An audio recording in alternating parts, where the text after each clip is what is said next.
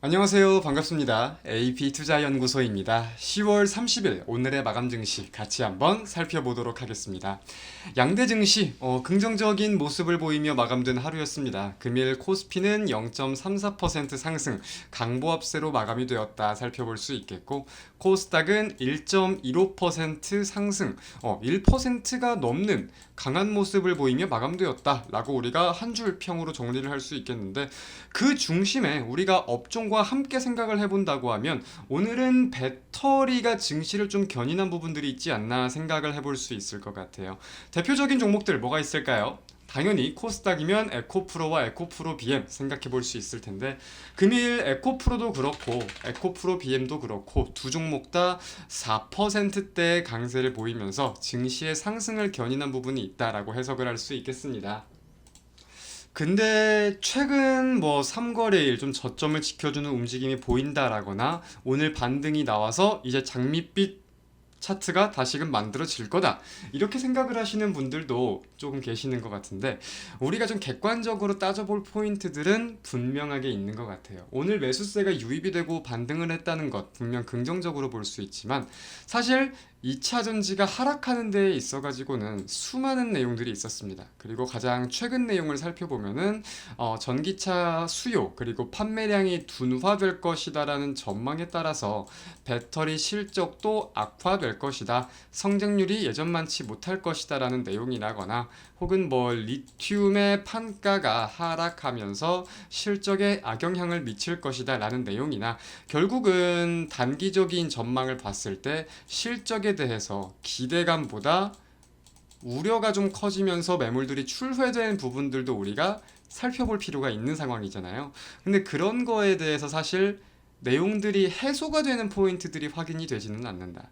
오늘 매수세는 기술적 그리고 저가에 대한 매수세가 유입이 되었다, 한 줄로서만 정리를 하고 마무리를 하는 게 오히려 현명하고 빠른 생각이지, 깊이 있게 무언가가 생각할 수 있는 모멘텀이 확인되는 하루는 아니었다라고 생각이 듭니다. 그렇다고 제가 뭐 배터리를 안 좋아하고 무조건 거품이다, 더 빠져야 된다, 이렇게 생각을 하고 하는 건 아니에요. 저도 배터리를 좋아하고 장밋빛 전망을 기대하는 사람입니다. 여튼 그래서 배터리의 상승에 코스닥이 좀 더 강세를 보인 부분들 우리가 살펴볼 수 있겠는데, 자, 우리가 수급 동향을 좀 이렇게 살펴본다고 하면은, 코스피에서는 외국인이 매도, 기관은 매수했고, 코스닥은 외국인, 기관이 모두 매수하는 모습을 보였어요. 그죠? 근데 우리가 이 부분에 대해서 사실 오늘자의 수급은 아까 2차전지와 마찬가지로 크게 의미를 두기 어렵다고 생각이 듭니다. 왜? 외국인과 기관이 매수했는데, 기관이 양대 증시 매수했는데, 이렇게 우리가 해석을 해야 되는 게 아니라 이 수급에 대한 양을 따져볼 필요가 있어요. 자, 코스닥 600억 매수, 외국인이 609억 매수, 기관이 64억 매수했습니다. 의미 있는 매수세라고 생각을 할 수 있을까요? 전혀 아니죠. 한국 시간 기준으로 이번 주 목요일 새벽에 FOMC 결과가 발표가 된다. 이제는 많은 시청자분들이 아실 거라고 생각이 듭니다. 자, 그럼 투자자들은 지금 어떤 스탠스가 가장 강할까요? FOMC 결과가 궁금하다. 이 FOMC에 대한 내용들을 보고 나서 우리가 그 내용들을 해석을 하고 전략을 짜고 움직이는 게 현명하다, 이런 내용들이 많겠죠. 이거를 다시 정리하면 관망심리 혹은 뭐 경계심리도 있을 수 있겠죠. 지금 거시적인 상황들이 좋은 상황은 아니니까, 이런 내용들로 우리가 좀 해석을 할 수 있는 것 같은데, 그래도 사실 FOMC 전까지 무언가가 의미 있는 수급의 방향성이 나올 것이라고 전망이 되지는 않아요, 개인적으로. 물론 11월 FOMC 시장에서는 95%가 넘는 확률로, CME 패드워치상입니다, 굉장히 강한 확률로 동결이 전망되고 있지만, 제가 말씀드렸죠. 중요한 거는 11월이 아니다. 중요한 건 11월이 아니라 향후 통화정책 기조에 대해서 파월 의장이 어떤 스탠스를 가지고 연설을 할 것인지, 가장 미스터리 중에 하나는 그거잖아요. 결국 연준에서는 2023년 최종금리를 5.60% 수준으로 전망을 했는데, 지금 시장에서는 11월, 12월 모두 동결할 것이라고 강하게 생각을 하고 있잖아요. 다 동결이 되면 5.50%로 마감이 되는 거죠.